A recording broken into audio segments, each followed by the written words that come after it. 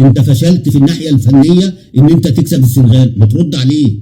انت اللي المفروض يبقى عندك اللباقه ترد وتتكلم وتفهمه، مش اخش اقول لك اصل المغرب 100,000 كان حاضر في يا راجل. انت لو لعبت نيجيريا دي بالقوه اللي هي لعبه المغرب هتكسبك ككوره بما يرضي ربنا.